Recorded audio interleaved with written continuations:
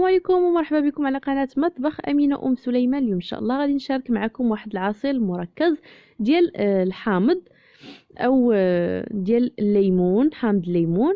فكيجي زوين بزاف، كيجي رائع، كيستحق التجربه. من بعد ما غادي تجربوه ما غاديش تبقاو تستغناو عليه اكيد، لانه كيجي رائع وكيعطينا كميه كبيره.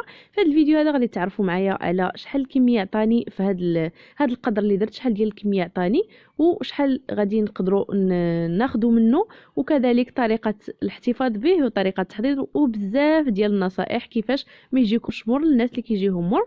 وننتقلوا للمقادير وطريقه التحضير في نفس الوقت.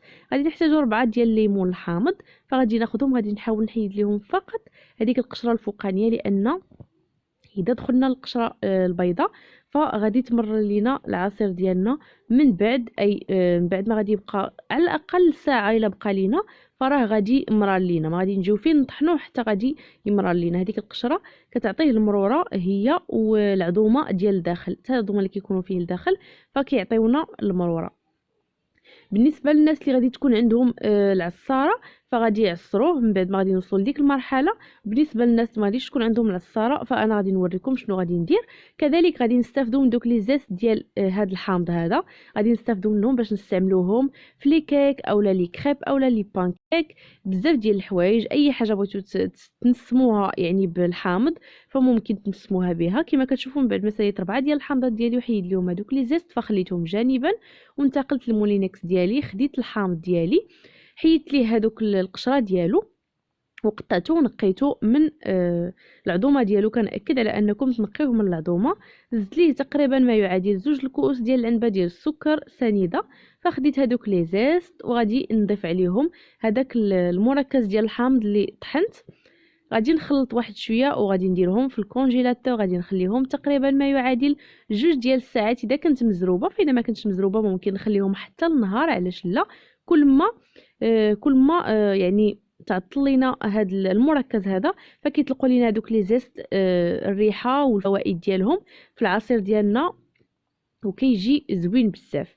فمن بعد ما داز 2 ديال السوايع هنايا فانا خديته، غادي نحاول نصفيه في شي صفايه اللي تكون رقيقه كما قلت لكم من قبل. من بعد ما غادي نصفيه فهادوك لي زيست اللي كيشطوا لينا او هادشي اللي غادي يشيط لينا كامل كما غادي تشوفوا معايا في الصفايه، فغادي نستافدوا منه. غادي نديروه في بلاستيكه وغادي نخبيوه في الكونجيلاتور. غادي ينفعنا بزاف بالنسبه للكيك. فممكن نخليو حتى نبغيو ونحكو هكاك لي زيست، مي كيبقاو لنا بعض المرات شي دوك الطريفات باينين فهكا كيكونوا يعني ماتوا لينا بالسكر، ومن بعد ما كيبقاو كيتروبوزاو كما كنقولوا في الثلاجه ف كيجيو زوينين في الكيك ديالنا.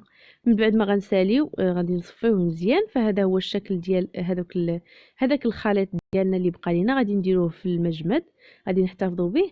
بالنسبه للمركز ديالنا فغادي ناخذوه كل كاس ديال العنبه من هذا المركز كيعطينا ما يعادل يطرو ديال العصير ديال الحامض.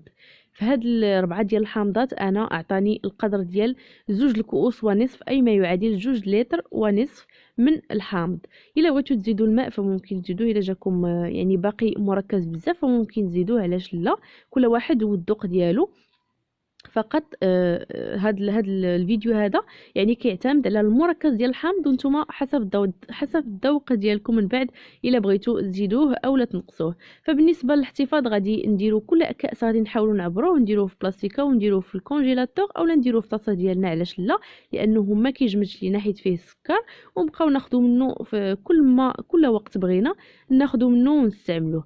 ومن بعد ما كيوجدنا العصير ديالنا كما كتشوفوا انا خلطته بالماء، كيجي بهذا الشكل هذا، كيجي رائع لذيذ منعش. الا بغيتو تزيدوا فيه النعناع ممكن تزيدوه، لكم كامل الاختيار.